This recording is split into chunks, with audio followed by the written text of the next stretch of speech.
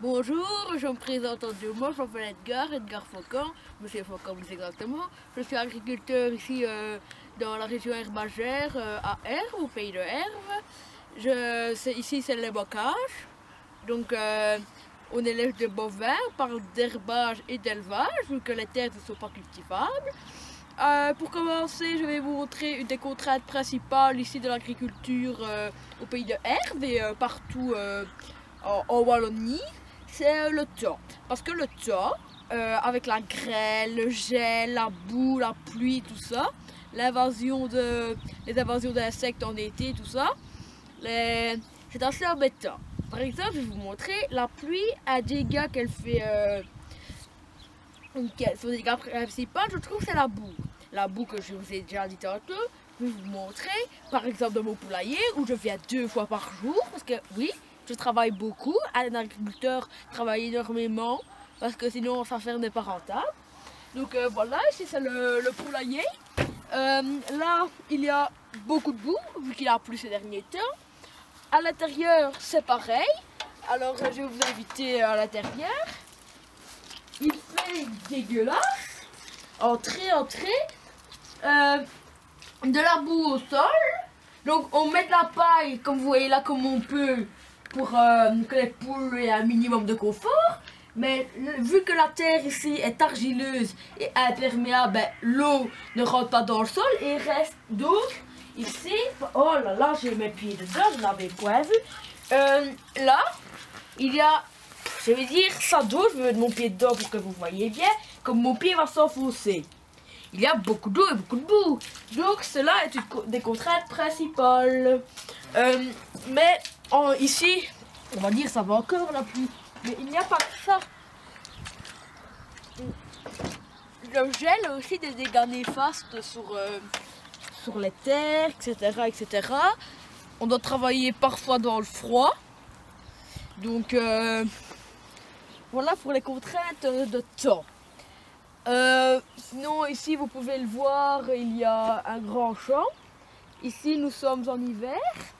Alors les vaches sont rentrées dans les étables parce qu'il fait trop froid et ce ne serait pas agréable pour elles. Donc voilà, j'irai vous montrer d'autres pâtures juste après et d'autres petits secrets, on va dire ça comme ça, même si beaucoup de gens le savent, de l'agriculture ici.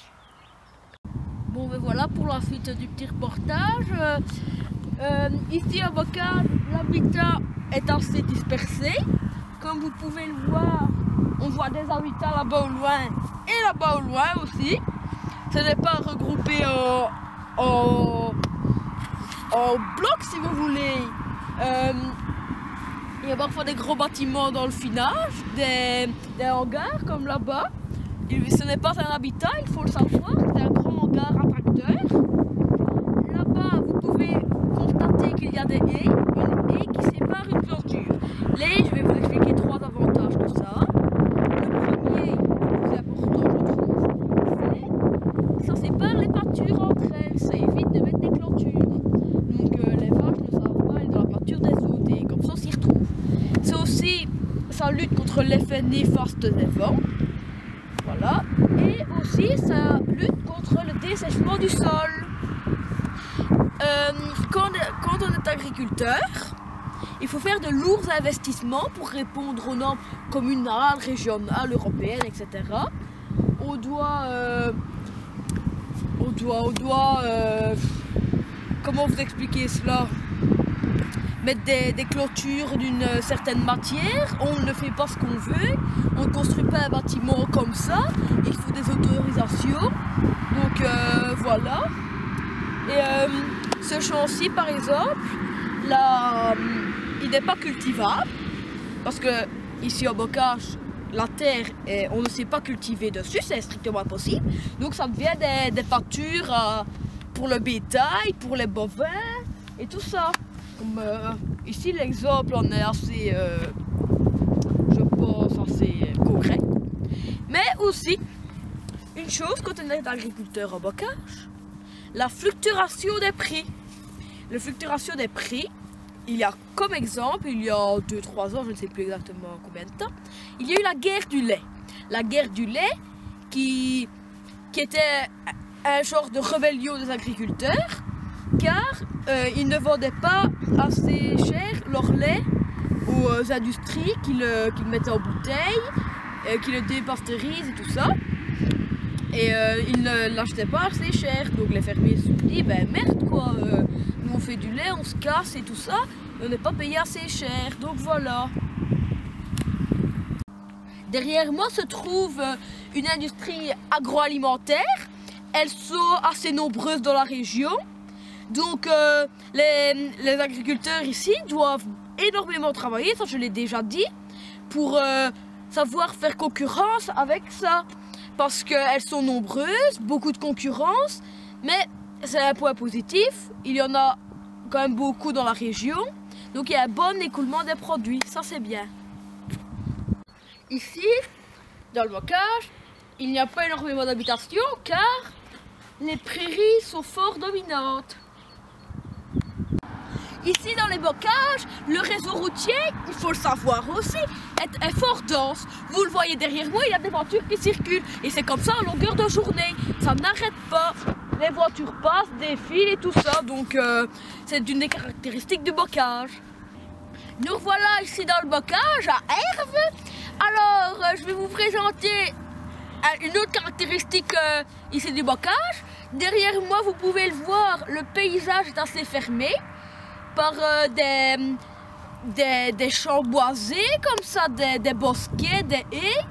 Les haies qui entourent assez souvent les prairies. Donc voilà. La clôture ici présente, c'est moi qui ai dû l'installer tout seul. J'ai redoublé d'efforts car toutes mes peintures sont partiellement encloses. Mais c'est moi qui paye ça. Quand on est agriculteur, c'est difficile d'obtenir des aides parce que ça paraît facile d'être agriculteur, mais voilà. Voilà. Alors voilà, comme je vous l'ai dit tantôt, la terre ici est incultivable, donc ici c'est des champs, etc., etc. Je vais vous montrer des preuves que la terre est mauvaise. Venez voir par ici. Je prends une petite motte de terre de la région. Qu'est-ce qu'on retrouve dans cette terre? Déjà, ça vous pouvez pas le voir à l'œil nu, mais pour cultiver c'est pas possible. Mais il y a beaucoup de cailloux, des petits bouts de carrelage, tout ça. Il y en a partout. Regardez encore ici, là. Vous imaginez ça, avoir ça dans vos produits que vous achetez au magasin? Je ne vendrai pas énormément, hein, moi.